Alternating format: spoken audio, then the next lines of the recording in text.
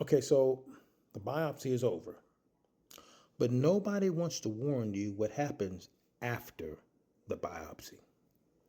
This prostate cancer guy, where we take what tried to take us out, and make it funny, powerful, and maybe hopefully a little bit useful. So now I survived the biopsy. I'm like wounded warrior after all that shit because I'm wide awake when other folks got a chance to be knocked the hell out, but I'm wide awake for mine. So I survived the biopsy, allegedly.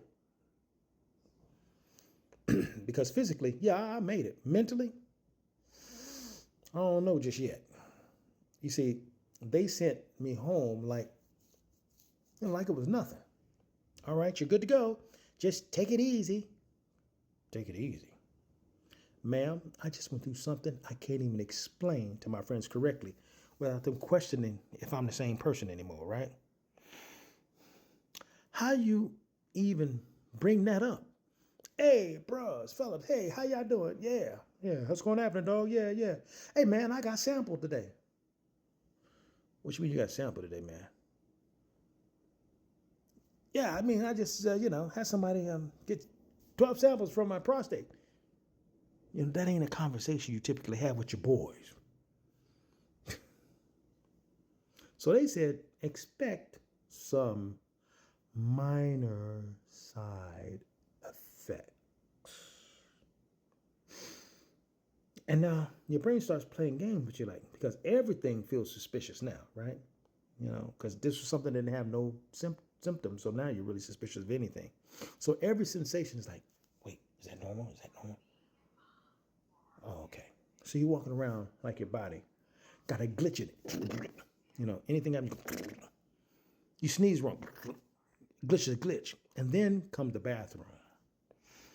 Now, this is where it gets real after a biopsy. And I'm telling you, they way too subtle with this shit because there's nothing like it really turns out to be.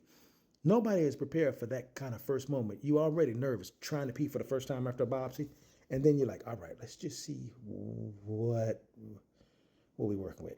And then you see it. Oh God, you see it. Your whole spirit just leaves your body. Because you're trying to stay calm. Your head's like, this can't be regular. You are pissing out scarlet red blood for the whole pee session. And here you are trying to stay calm because ain't nobody in the room but you, hopefully, because you don't usually pee with somebody else, right? But ain't nobody in the room but you try to stay calm. But in your head, you're like, oh God, this can't be regular, right? And you start talking to yourself like, okay, they said this might happen, but they say it was gonna look like this. I mean, blood red. No, every little drop was blood red. And that's some scary looking stuff. A crime scene. Now you Googling stuff while you still finishing off. You Googling, you finishing down here, but you Googling up here. Is this normal after a biopsy? Click, Chat GPT, Google. And Google don't help. Chat GPT don't help. Chat GPT is like, possibly. When you shake, when you finish, is it still spitting red? Like Google's trying to add some humor to that shit. I don't need you to be funny right now. I don't need no humor right now, Google. Chat. I'm already panicking enough. I need confidence right now. And now your whole mindset shifts because before the biopsy, it was the fear of the procedure. Now it's the fear of the result. Because now that you see actual blood from something you ain't even have a symptom from, it's crazy. Because so now you're waiting and waiting and bleeding while you pee and waiting and bleeding while you pee and waiting. And that right there, that's a hard thing to live through because your mind is going places you don't even want to go. You start thinking about everything, your life, your future, your people, and you're trying to stay strong, cancer strong, fight cancer, stay strong. But you're trying to be like, I got this. But really in your head is you going, oh, shh. Whatever this is that I got, I don't want it. And it's too scary to deal with, right?